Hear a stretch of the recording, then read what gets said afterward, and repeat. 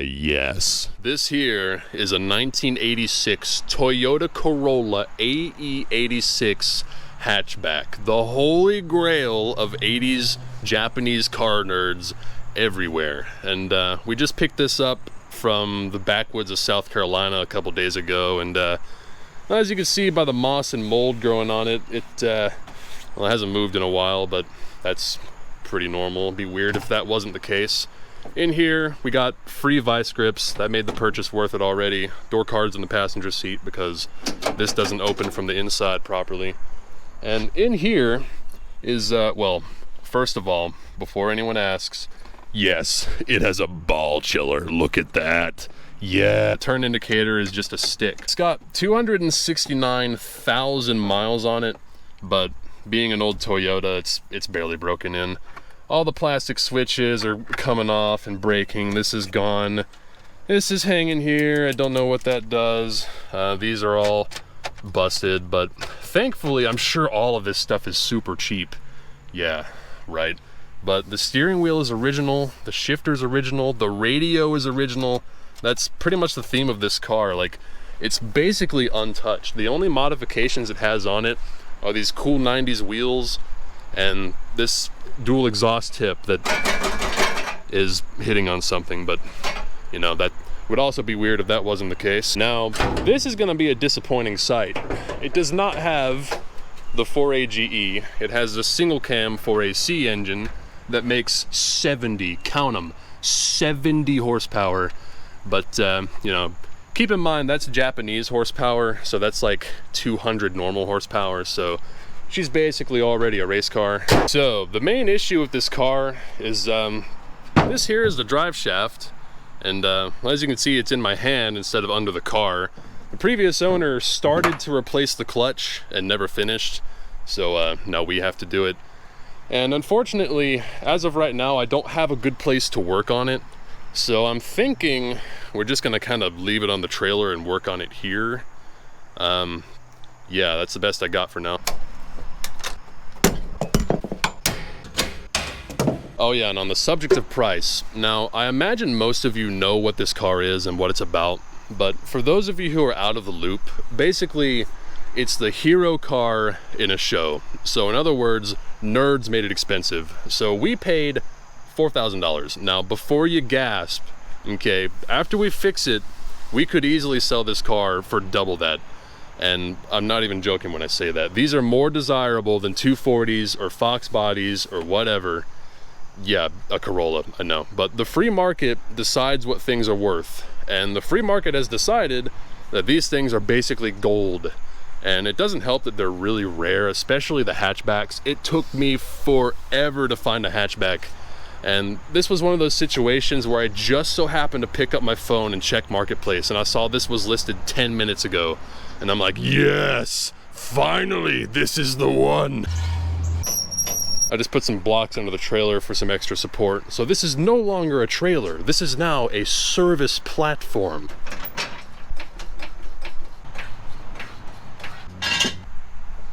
Damn, the mud daubers decided this was the perfect place to build a nest. That's a damn utopia.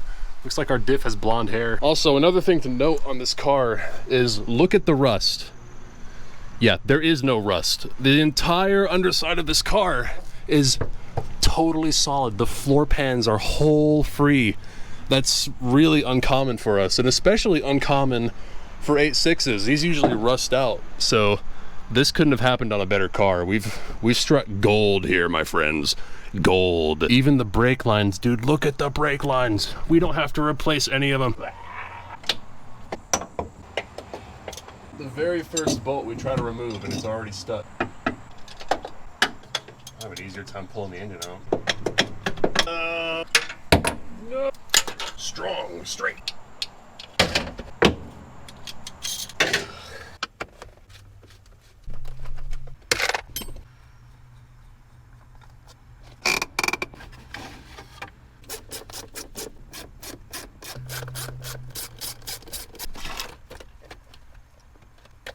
I love these 80s rubber shift boots.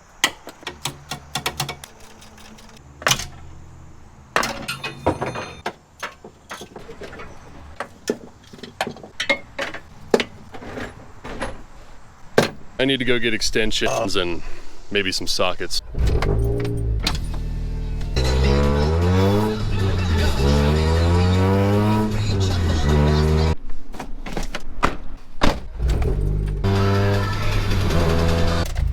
Okay, we got extensions. We also got another socket set, because the one we were using sucks ass. I do not like 12-point sockets. These were specifically designed to strip bolts, and I don't like them.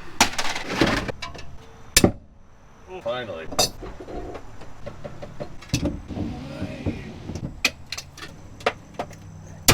Ow! Yep. Ah, it's leaking gear oil on me.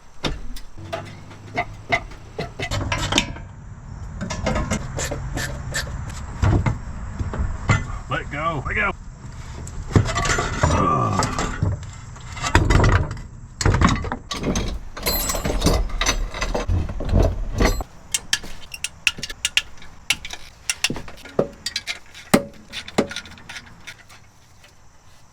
Okay, so the issue with this clutch is it's perfectly fine. It's still got all kinds of meat left on it. I think it would have worked.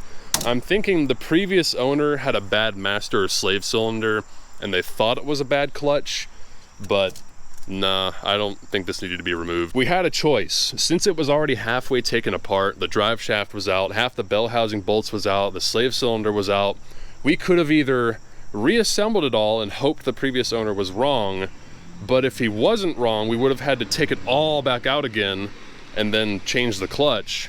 Or we could have done what we did, which is hope they were right and go ahead and disassemble it the rest of the way. But, you know, we had the choice, we made the wrong one. Oh well, it happens. But I don't know, maybe I'm the wrong one. Maybe this is more worn out than it looks. We'll have to look at the new one and see. So since the new clutch isn't here yet, we're gonna go ahead and start tearing the engine apart. The timing belt hasn't been replaced in who knows how long. It needs a valve adjustment, it needs belts, it needs, you know, stuff. We're gonna get it stuffed. Yeah, that timing belt is rough. I wonder if it's the original one. Probably not, but by the looks of it, it could possibly be. The inside of this thing's pretty damn dirty. I mean, it does have 269,000 miles on it, but it's definitely had some skipped oil changes for sure. So we'll check the valve lash and make sure that's good before we put the valve cover back on. All right, so I was just looking up what the valve lash is supposed to be set to, and usually when you set valve lash, you do it with the engine cold, but these, you're supposed to warm the engine up before you set them. So we're gonna have to wait until we get this thing running in order to adjust the valve lash, but from what I can tell, they're not too out of whack anyway, so that's not a big deal.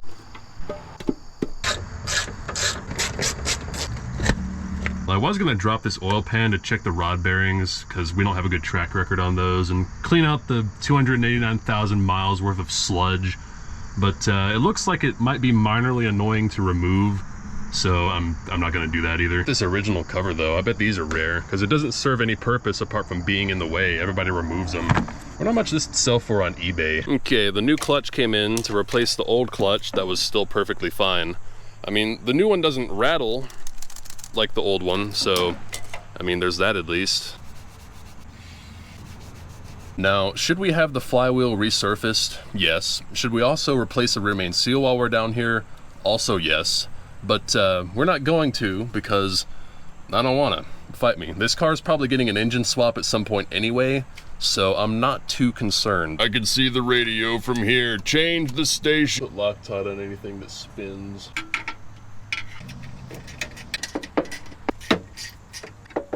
I'll at least use a torque wrench. I'm not a monster. Wow.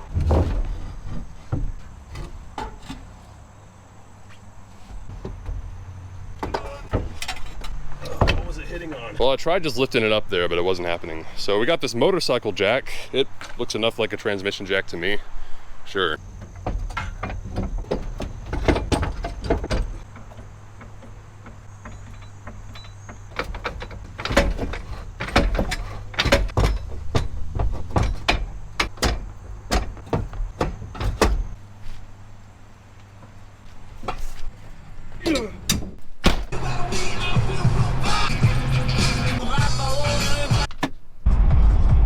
something that sounds gross but is actually really good is these spicy dill pickle chips. I've been eating those a lot. Anyway, so we got impact to get the exhaust bolts out because they're stuck. So yeah, oh yeah, that thing's got some torque, boy.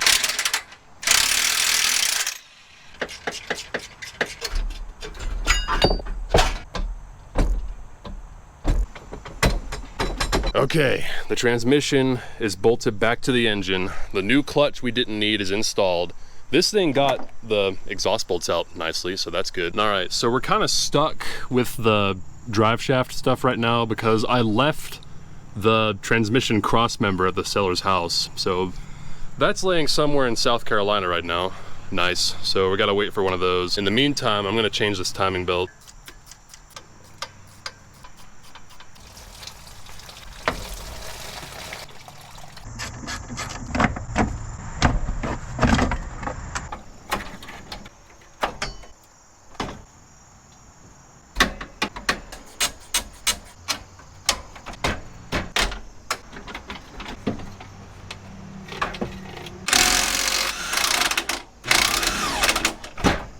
Okay, so we removed the radiator and the AC condenser so that we could fit the impact wrench onto the crank bolt. And I read online that these pulleys stick real bad, but ours just kind of came off, so nice. I'm probably just gonna remove the entire AC system because, you know, we can tell ourselves that we're gonna fix it, but are we? No. And, you know, you might say, oh, you're devaluing the car by doing that. Don't do that. I'm not selling the car, so I don't care. All right, so the timing belt is in, but unfortunately we're waiting on parts at this point, so this is kind of stuck. So I'm gonna try to work on the fuel system now. Now, this gas is obviously old, but it doesn't smell that bad. I mean, it smells bad, but I think maybe the lines are not clogged. So I'm gonna mix in some fresh fuel and see if it'll just kind of pump. That would be nice.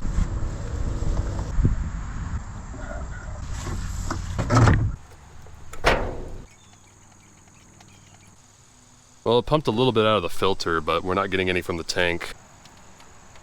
So I just hooked a bike pump up to our fuel line and it's holding like 25 PSI, so yeah, our lines are clogged. I'm just gonna keep pumping it and see what happens. 40 PSI, unclog. Yeah, I just put like 60 PSI on it and it's still clogged. Now, if Toyota were nice, they would have put in an access hole for the sending unit. I'm not sure if they did though. Yummy.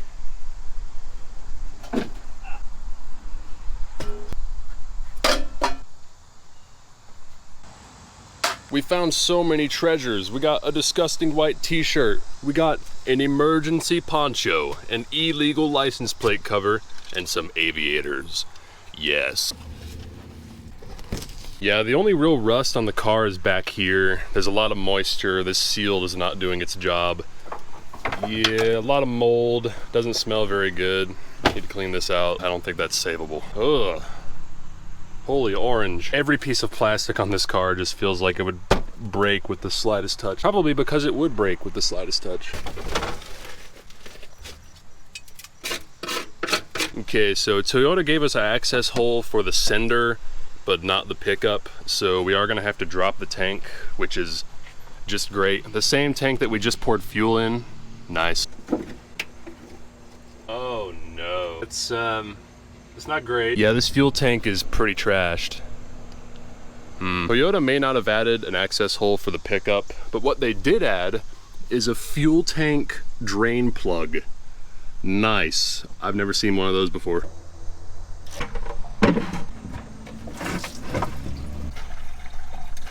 Nice. Yeah, that fuel is just black.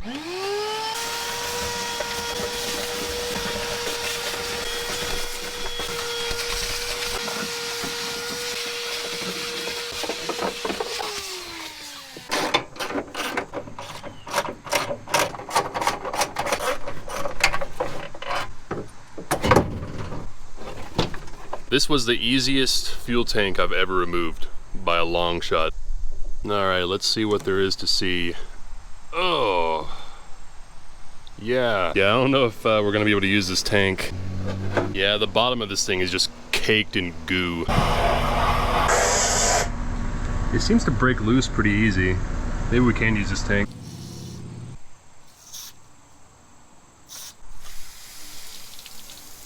Well, I cleaned out the pickup, and that's usable now.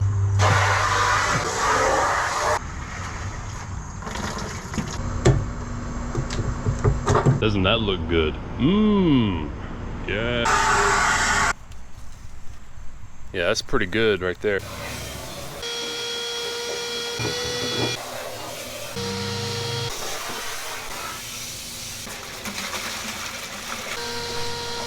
Okay, so I've been spraying and vacuuming and spraying and vacuuming and spraying and vacuuming, and it's to the point where nothing's really coming out of it. So I'm gonna pour some vinegar in there and let that soak overnight, and hopefully that'll be clean enough. I'm gonna throw some WD-40 in there too, because I have free will. Oh yeah, a lot more crud loosened up. That vinegar actually cleaned this stuff up pretty good. I still doubt that this sending unit is gonna work, but it's easy to replace later if it doesn't, so it's not a big deal. I sprayed WD-40 in it, maybe that's the key. All right, so this is our old pickup screen, and as you can see, it's not great. So my plan is to wrap it in this mesh, because when you have rust in your fuel tank, these things always clog up because they block too small of particles. But this screen will block the huge stuff so it doesn't block the line, but it'll let everything else through to be filtered by the actual fuel filter. So, yeah. So here's our new coarse pickup screen that hopefully won't clog. At least that's the idea.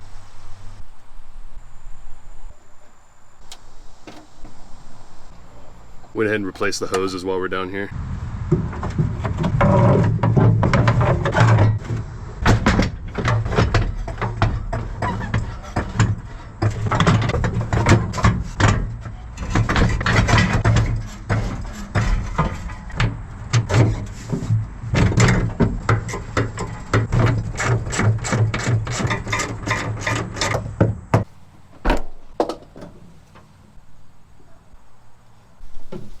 Okay, we freed up the pickup tube and cleaned the tank out mostly. Let's see if we got fuel now.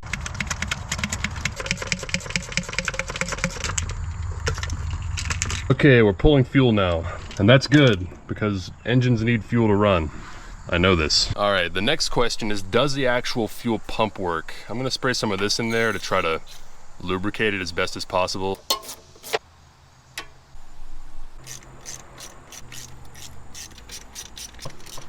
All right, I put one of these clear fuel filters on so we can see what that's doing. We took the spark plugs out. We're gonna crank the engine to see if the fuel pump pumps fuel. And this is the battery we took out of the Sentra. It's roughly the same size. It might be too tall to actually shut the hood.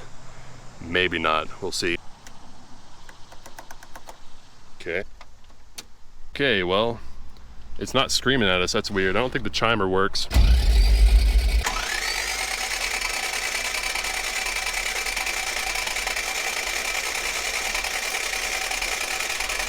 Any oil pressure?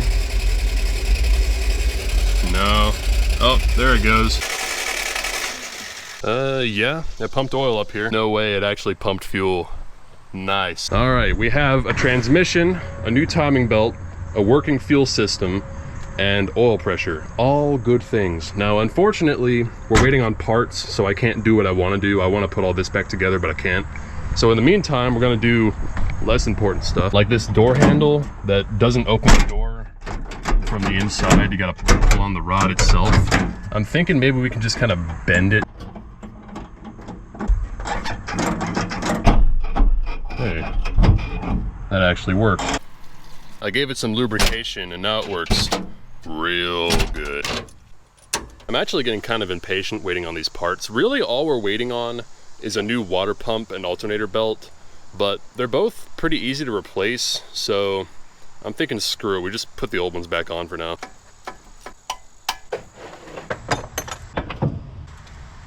Oh, there's all kinds of room in here now.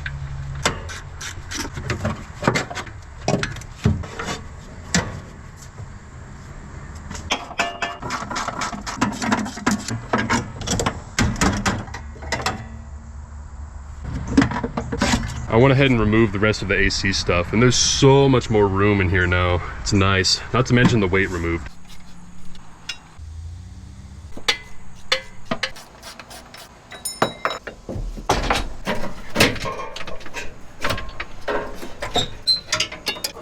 Alright, so all this is back together, and I also went ahead and reconnected the exhaust. There's also the issue of this battery that came out of the Sentra. It's too tall, so if we tried shutting the hood, it would just arc on the battery, and that's not what we want happening. How tall is your battery? Well, it is shorter. I wonder if the pop-ups work. Oh, nice. Looking good. All right, so the engine is mostly done. We still haven't changed the plugs or wires yet, but I'm gonna crank it and see if it'll start.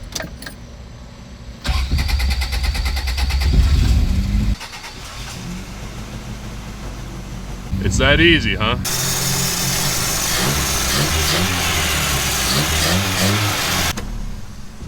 The transmission ejected some oil. That makes sense. All right, so a box of parts came in. We got engine parts, transmission parts, brake parts, steering parts, parts for basically everything we want to do, but only half of them. So we can halfway do everything.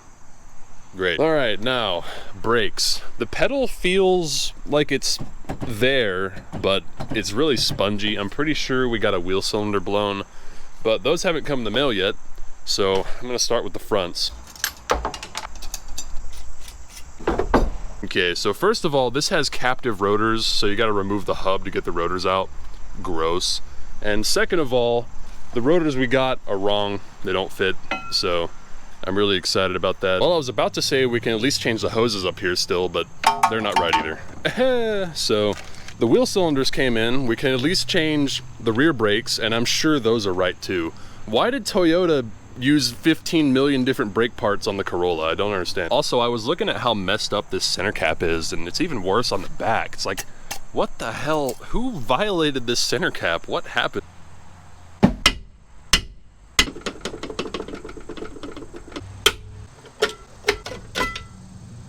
Alright, so the GTS model would normally have rear discs, but since we have the basic Nerd SR5 model, we have drums, unfortunately. Now this moistness can also be caused by a blown axle seal, but I don't smell any gear oil, so I'm gonna say that's not it. They sold two different hardware kits, and I wasn't sure which one was right, so I got both. Looks like it's this one. These are the worst clips known to man.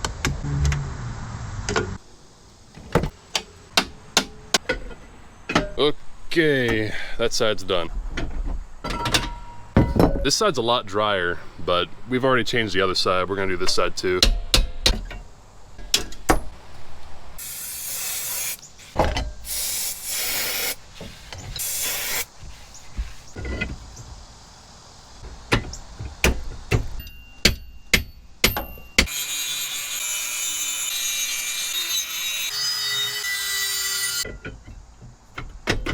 This stupid drum wouldn't go over the hub. I had to clearance it a little bit. All right, so the brakes are done, apart from the rear hose that I wanted to replace because this one's rough. And shocker, the new one isn't right, so that's fantastic. Why did Toyota use so many different parts? All right, so these clutch cylinders, considering the previous owner had issues with the clutch, but the clutch was actually fine, I'm gonna go ahead and say that these were the issue, so we're gonna change them. Pull up.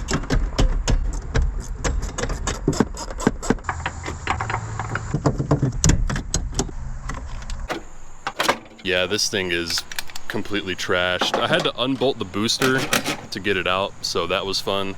And the new one, surprise, surprise, isn't the same. Damn it, it's got longer here and shorter here, and it's got two studs instead of one. I might be able to make it work, maybe. I'll try.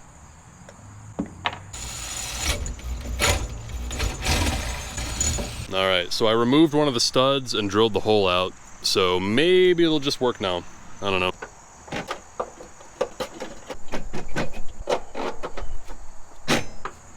Okay, well, the clutch pedal is clutch pedaling, so I guess that works. Here's the old slave cylinder. It's literally just falling apart.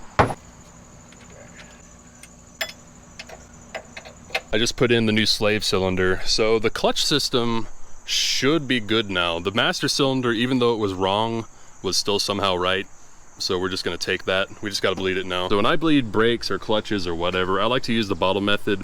But when you do that, you gotta put thread tape on the bleeder. If you don't, it's just gonna suck air.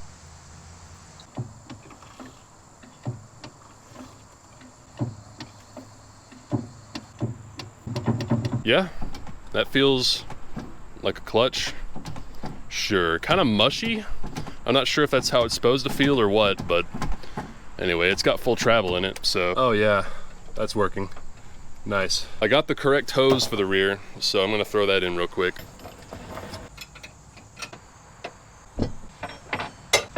All right, the rear brakes are totally done now. Now I would go ahead and bleed the brakes, but we're still waiting on the front hoses, and I really don't want to use these because they're really old and shit. So we're just gonna wait. All right, so since we're still waiting on brake hoses and the transmission bracket, I'm gonna go back up here to the engine, change the oil, the plug wires.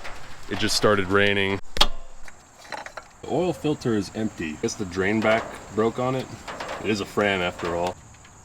Well, there's no crazy glitter in the oil, so that's good. This oil seems really thin. Like really thin. Is this 520 or what?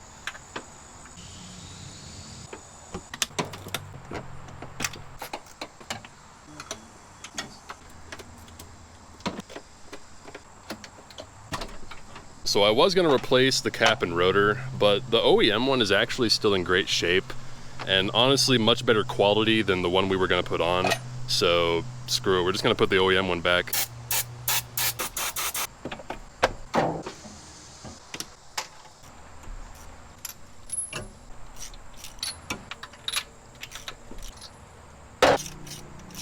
Whenever I gap spark plugs, I always err on the smaller side just because it makes it easier for it to make a spark, less likely to misfire, less likely to arc over the wires.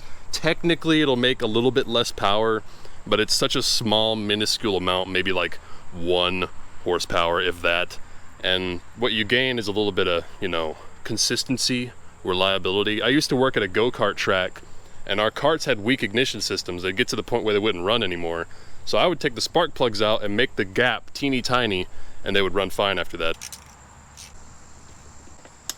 Now, there is the issue of the fact that there's a heater core sitting back here, and usually that involves removing the dash to replace, but well, the fact that there's one in here is a bad omen.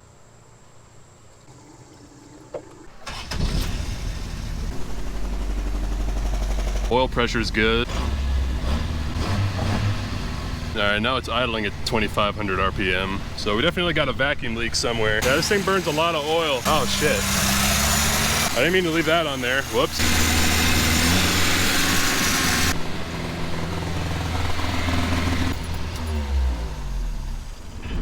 Yeah, we've definitely got some serious vacuum leaks. Okay, so like every other carbureted car from the 80s, there's 10 billion vacuum lines going all over the place. Half of them are broken or not connected to anything. There's 3 of them going to the distributor. Why do you need 3 vacuum lines to the distributor?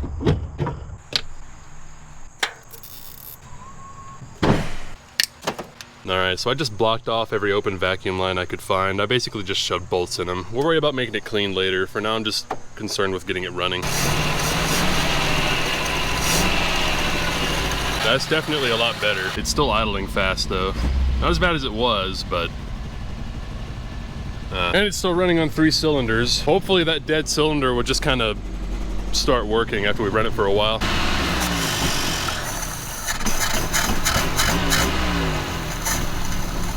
And also, I'm not sure if that's gonna stop when we drive it more, but this thing burns a lot of oil. I mean, it does have 269,000 miles on it, so that would track.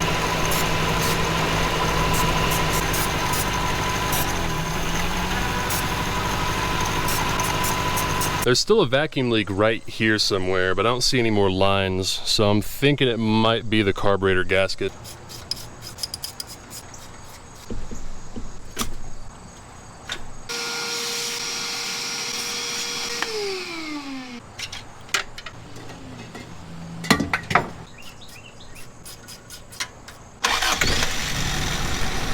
Damn, it's still idling fast.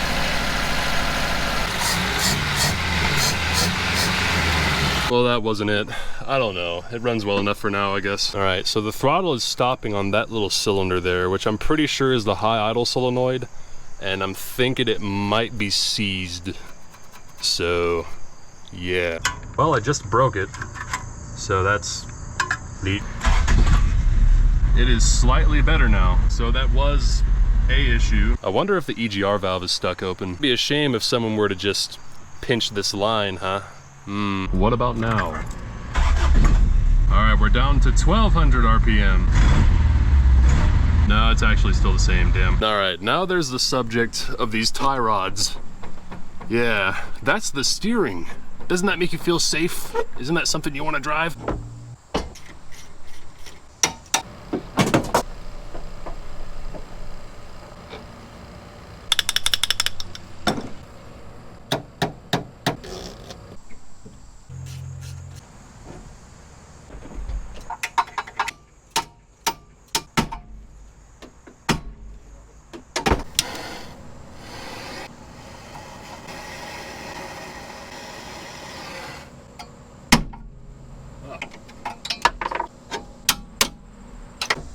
All right, the clunk in the wheel's gone now.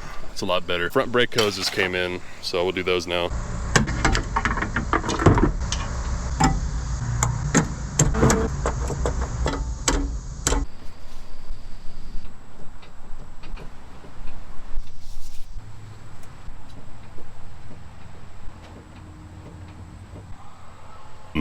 That looks delicious.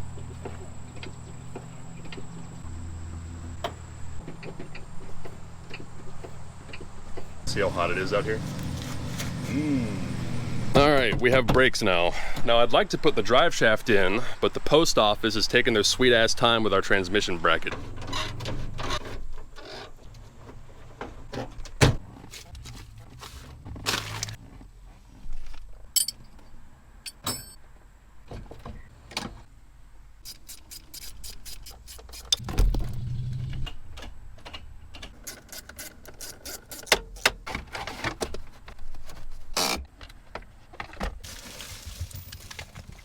Got some screws from 2004. I never used any. What they buy them for? I'll list these on eBay. Vintage Dorman screw set. Rare find. $50. Somebody lost the little pin that goes in this wiper blade, so they just put a bolt in it. I mean, I guess that works. So these wipers are attached really weird. They've got just a pin that goes straight through the wiper from the arm. I don't know why that is. So for this side, I just removed all that and installed it normally, and it seems fine. So I'm gonna do the same on this side. I ended up just shoving it in there and putting the pin through. It's definitely not supposed to go this way, but it's not going anywhere, so whatever. It's a little bit too long right here, but I can cut that off. Sure, that's a wiper blade. Moving on now. Made in China, made in China, made in China, made in China, made in China, made in China. Well, I was about to change the hatch hydraulics, but the new ones aren't right. Why does nothing fit on this car?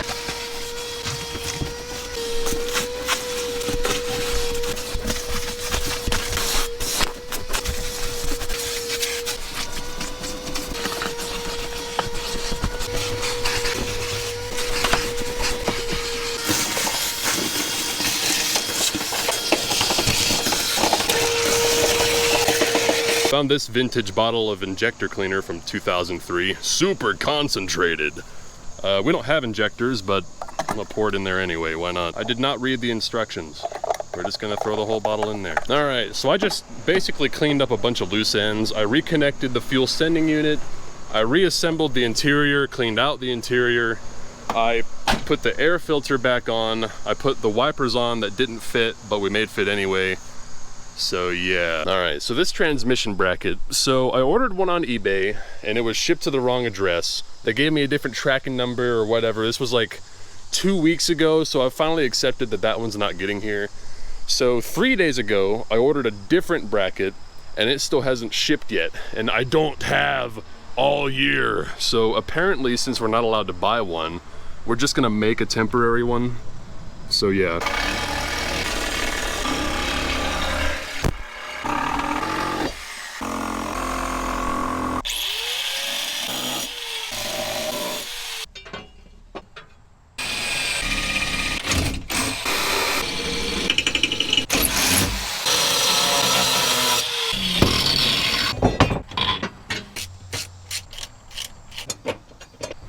All right, so this is our temporary transmission bracket. It's kind of jank and it's not compatible with the speedometer cable. Is it great? No, but will it work until the real one gets here? Yes.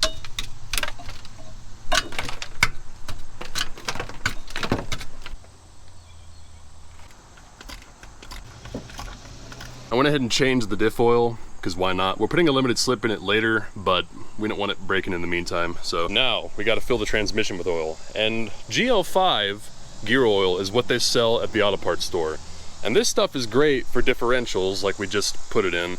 But for transmissions, you don't want to put it in there because it's bad for the synchronizers. So for transmissions, you want GL4 gear oil.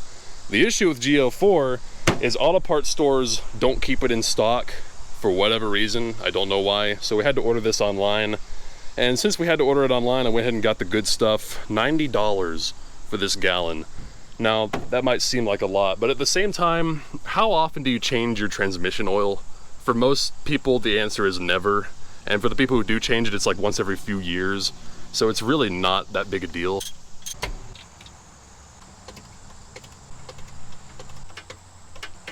Okay, so I'm having an unexpected issue. I was trying to put the drive shaft bolts into the differential, but, well, the drive shaft won't move. It's stuck solid, and I don't know why. The transmission's in neutral.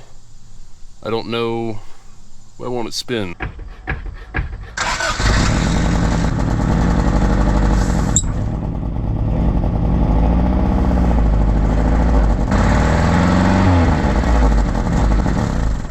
Okay, I think something was stuck and we just unstuck it with the engine.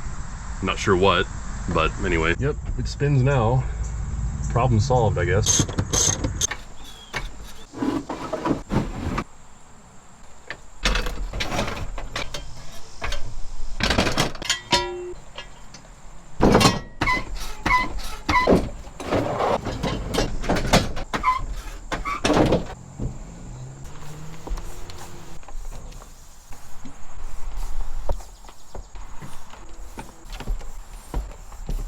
No, I don't have an air compressor.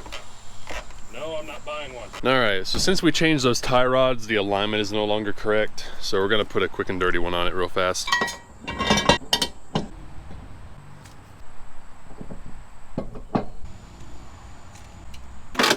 All right, now obviously this trailer deck is not perfectly flat and the hubs are kind of messed up, so we didn't get a perfect measurement on those, but it'll be fine. It'll at least be drivable. We gave it some toe out for that turn-in rotation.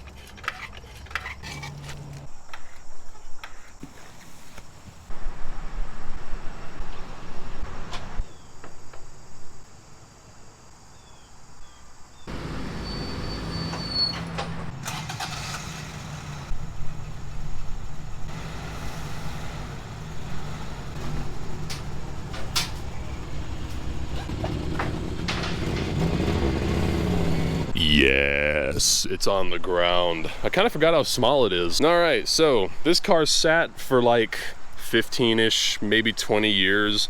And before we even got it off the trailer, fixed it and drove it off of it. All right, I was gonna start cleaning it, but we just got a text saying our new tires were delivered. So I'm gonna put it on blocks and take the wheels and have tires mounted.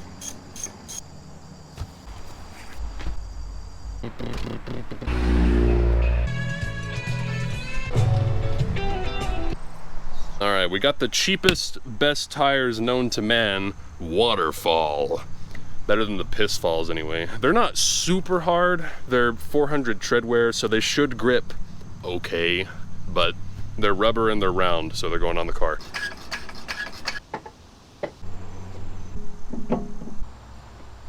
All right, so this wheel was missing a lug nut, and I can see why now, because the end of this stud is screwed up. So I'm gonna see if I can grind off the screwed up part and make it good enough for now, at least have it thread on.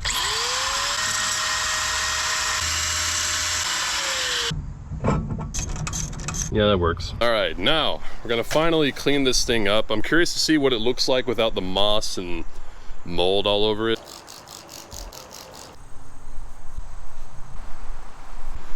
The best thing for cleaning off glass with this super caked on shit is 4/0 steel wool. Yes, I'm telling you to rub metal on your glass, but it's gotta be 4/0 though, 4 zeros.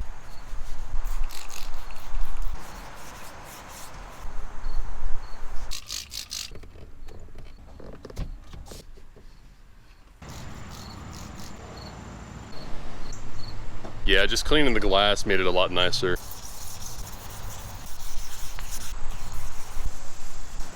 Somebody painted these lights black. Why? We'll sand that off, I guess.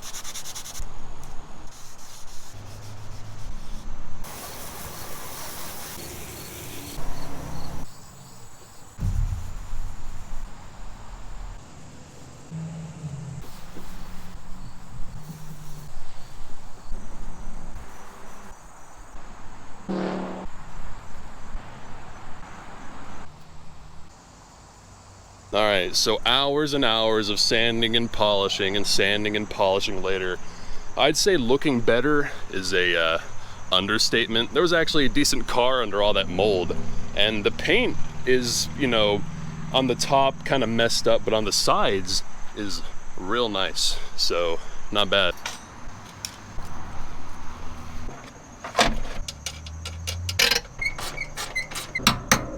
All right, so I just stole the battery hold down off of the trailer that we originally stole off of the RX-8 to put onto the 86. Okay, never driven one of these before, so see what the hype's about. Yeah, it's only running on 3.5 cylinders. It feels like one has low compression, but I'm hoping that just kind of fixes itself as we drive it, maybe. Oh yeah, the power steering sounds awful. Hopefully that'll fix itself too. Okay.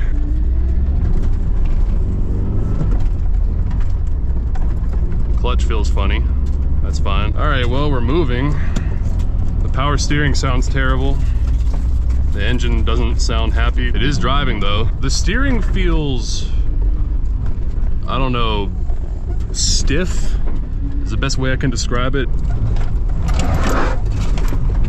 Shifter feels nice. Blowing a lot of blue smoke. It's burning some oil. Let me use my window handle real quick. Roll this down. There we go. Hopefully that sending unit will just kind of start working too. I'm basically just hoping that the car will fix itself. Oh! Let me just turn our headlights on by jumping these wires.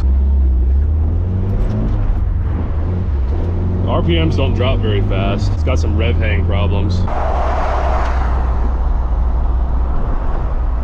Yeah, it's still idling at 1500 RPM, so not the best. At least it idles at all. The temperature gauge is kind of freaking out. I'm not certain if it works or not. I brought this with us to make sure we don't overheat if this light ever turns green. I hate this about my town. It's filled with lights that just never turn. You know what? I've changed my mind. I lift my foot off the gas and the RPM just kind of goes down slowly. It's kind of annoying. I'm gonna be honest, the brakes are not good. The fronts are rusty and the rears haven't been broken in yet.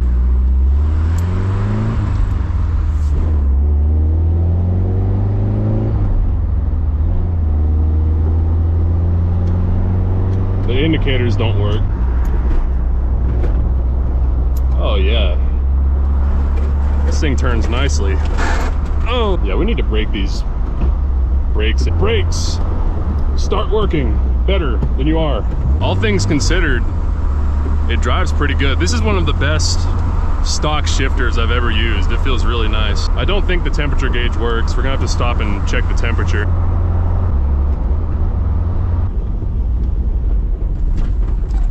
Power steering fixed itself, mostly. See, it's just gonna fix itself. It's fine. Yep. Are you hot? No. Nice.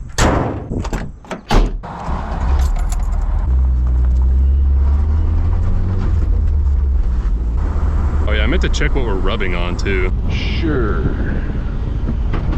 Yeah, the parking brake doesn't work. When I turn hard right, this wheel rubs on something. Yeah, it's rubbing right there. It's gotta be the fender here or something. It is bent here a little bit, so I think I made it worse. Stop rubbing now.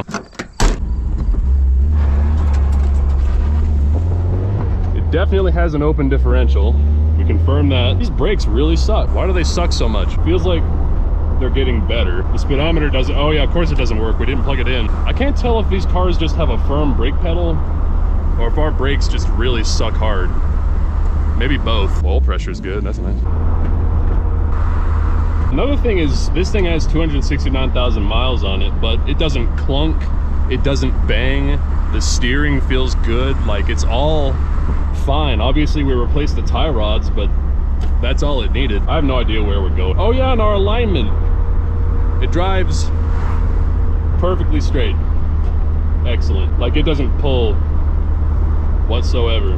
My string alignments are the best. We gave it toe out too, so it wants to turn good. Squirrel! Are you hot? No. Excellent. All right, so cooling system works.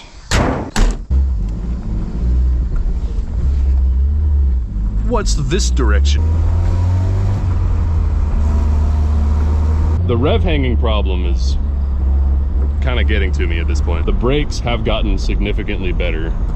So there's that. Really quiet. This is probably one of the quietest 8.6s on the planet. All right, well, let's see what it'll do.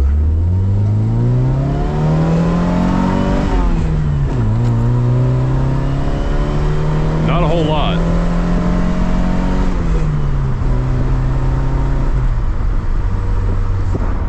A lot of rev hang. The RPM drops so slowly. You gotta wait forever. And our temperature gauge just maxed out.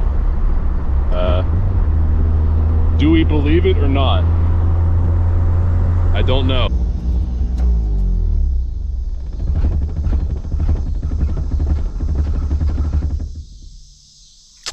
Yep, the coolant gauge lied to us. Okay. Yeah! I waited so long for the rev match and it just went, Yeah, this engine is pretty weak. Like, it gives you the illusion that it's sort of quick because it makes good torque, like below 3,000 and cruising around.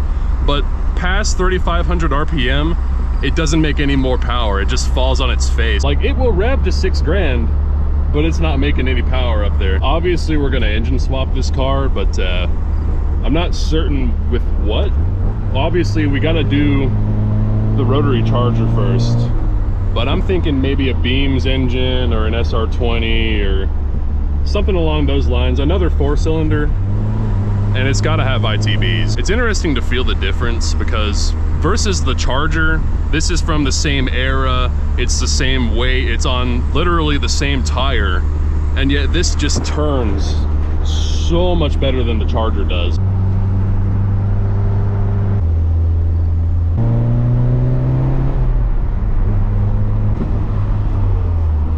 Oh yeah, the temporary transmission bracket we made, I forgot about that. That seems to work.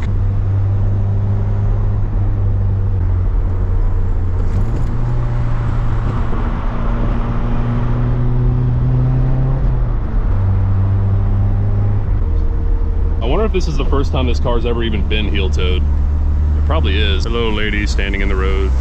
This is the life, I tell you what. I wonder how dirty that fuel filter is looking. A lot of vibrations come through this steering wheel. My hands are feeling tingly.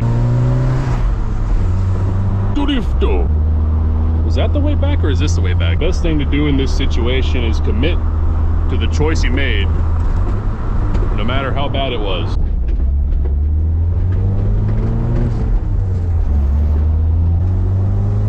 Another person just walking in the middle of the road.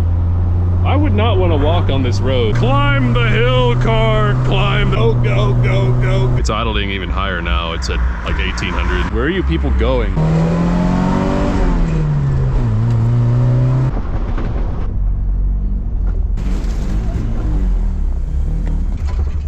All right, so first drive, huge success. The engine runs okay enough. You know, the steering feels okay. The power steering is kind of starting to fix itself. Still doesn't sound too happy. You know, the brakes sort of, you know, kind of fix themselves. They don't sound too happy. But you know, it drove around, right? And it came back again. And you know, you can't ask for much more than that. So after our little drive, our fuel filter's already completely trashed. So there's that. Yeah, that is really, really bad. And even worse is it's inside the filter. This filter didn't do shit. I got these in like a 20 pack for 10 bucks on eBay, and I'm like, oh, sign me up. But, well, they're garbage. They don't work at all. Why did China suck so hard at making stuff? And why do I keep buying the shitty stuff they make? Anyway, this is our new setup. We got a screen and then a normal filter, so this stuff should be good for another 30 minutes of driving before they clog too. I'm also hoping that since this filter was mounted vertically, even though it let crap through it, it would sort of act like a sediment filter, maybe. I mean, the car's still running, so the carburetor's not clogged. So there's that. And also, something I neglected to check was the ignition timing. So I'm gonna check that real fast. Well, I was trying to set the ignition timing, but if I touch the distributor at all, it shocks the shit out of me. All right, so I'm thinking this distributor cap that we decided to reuse is actually not so good, considering it shocks me. It's probably got a crack in it somewhere we missed. I really hope not too much of that shit went in the carburetor.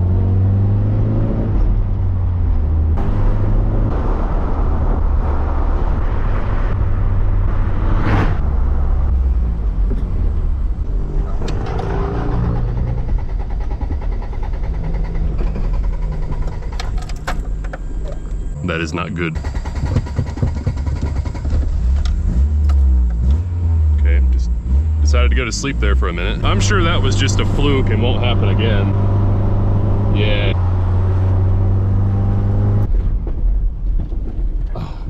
Again, coasting to a stop, it dies. And I have no parking brakes, so I can't press the gas at the same time I crank it.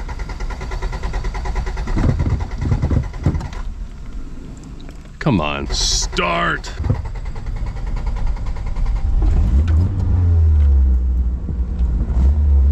Alright, well that's a problem.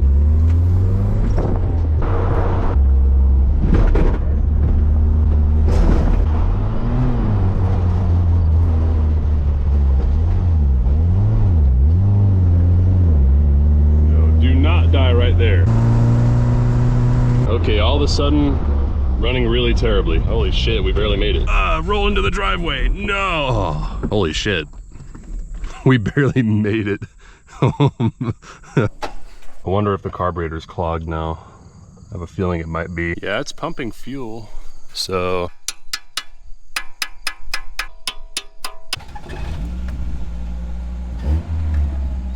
I think the carburetor float was stuck. Still down on power though. Well, I'm gonna try to make it back to the other place. Maybe it won't clog again. Yeah.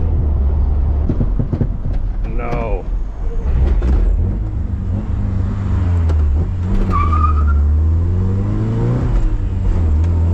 Well, it died and I just roll started it. So there's that. It doesn't help that we're in stoplight capital of the world right now.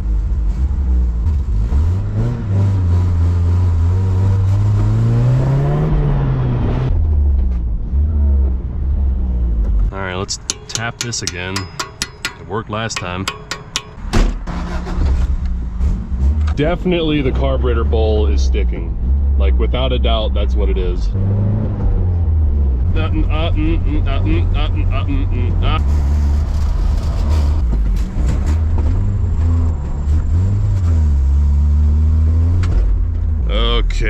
Okay, so the moral to this story is don't buy Chinese fuel filters on eBay. Noted. While we're at it, we're gonna go ahead and do a vacuum line delete, because there's vacuum lines here, and the vast majority of them don't do anything relevant. So we're just gonna get rid of all of this trash. You know, parked next to the Charger, these cars are actually really similar to each other. You know, they both have single overhead cam, reverse flow head 4-cylinders. They're both similar era, similar age, similar weight, both hatchbacks, 2 doors, 4 seats.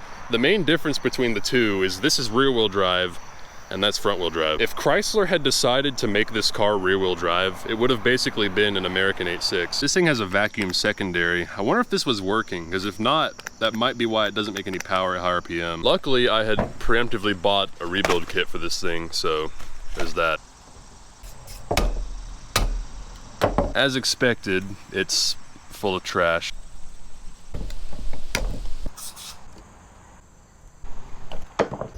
All right, so I just capped off like 15 million vacuum nubs. We do need a few for some solenoids and a couple for the distributor, but apart from that, all of these are gonna stay plugged. So apparently the mounting face for the carburetor here is also an electric heater. It heats up the intake manifold. So that's, I've never seen that before. The plug for it's right here. We're gonna leave that unplugged. I still need to look up and see how much of this we actually need for the electronic control, but most of it is going away.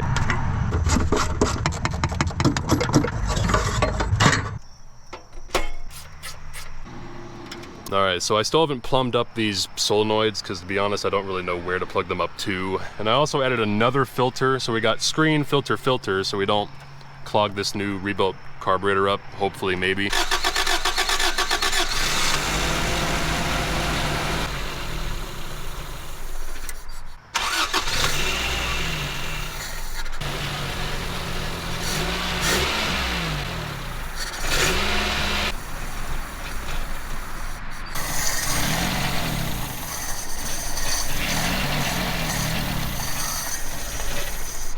This thing is so temperamental. Like, it'll run okay 1 second, and then I don't change anything, and I start it again, and it doesn't run at all, or it runs too high, or idles too low, or it dies, or it revs up.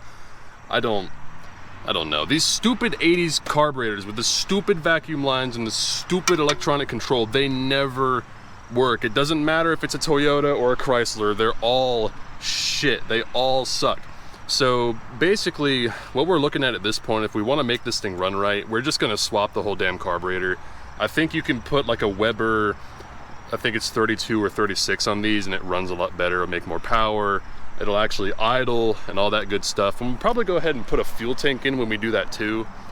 But for now, it runs as well as I can get it to run with this piece of shit carburetor. So yeah. Why did the government in the 80s just have to go, hey, you know carburetors, what if we made those poopy doo-doo ass cheeks? What if we did that? That sounds pretty cool. There's also this new oil leak it decided to spring, and I'm pretty sure it's the front main seal. So in other words, if it's leaking oil, it's got oil. All right, so ignore the fact that it still runs like ass, and it's got an oil leak up here, and the fuel tank's still full of rust, and we still gotta clean it up a little on the outside. Ignore the fact that the temperature gauge doesn't work, and it always thinks the door is open, and this switch is broken, and that switch is broken, and this switch is broken, and these switches are broken. The radio, our OEM Toyota radio, doesn't work. It'll make static sometimes, but that's about it. So yeah, that's unacceptable. We gotta change that.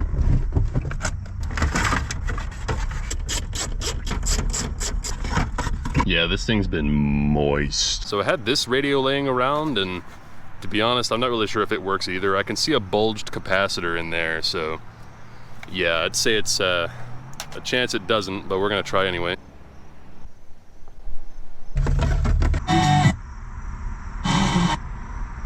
FM, broadcasting from the Philippines. Toyota FM is illegal in all 50 states, South America, Canada, all of Europe, all of Asia, the North Pole, the South Pole, the Pacific Ocean. Yeah, so that works. Only in that speaker though. This speaker, that speaker, and that speaker, none of them work, only that one. And I think it's a wiring problem because the static coming from the old one only came from that speaker, so yeah, I mean, one speaker's better than no speakers, I guess. So I just did what we did on the Jeep a while back, which is solder in an FM transmitter to the radio wiring. So basically, whenever the radio is on, this turns on, and it's just a really cheap and easy way to put Bluetooth on an old ass radio.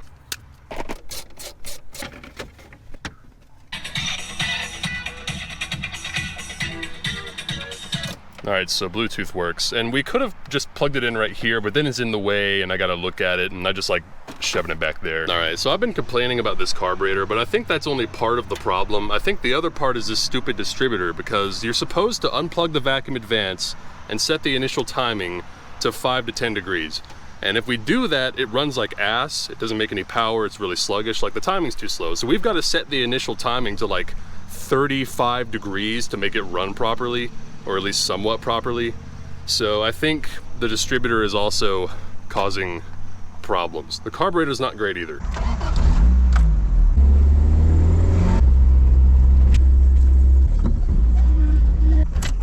All right, so AE86, we fixed it before we even took it off of the trailer.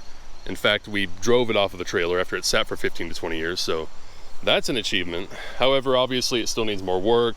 We got to replace the distributor, upgrade the carburetor, replace the fuel tank, fix a million different electrical problems. But honestly, apart from that, like, the body is fine, the suspension's fine, the steering's fine. It's all fine otherwise. So with a little bit more tinkering, it should drive really well. And some people might be like, oh, actually that's an AE85 because it has the single overhead cam, or actually the ones sold in US are AE88s. Eat a glue stick. I'm calling it an 8.6. Anyway, we'll work on this more later. Subscribe.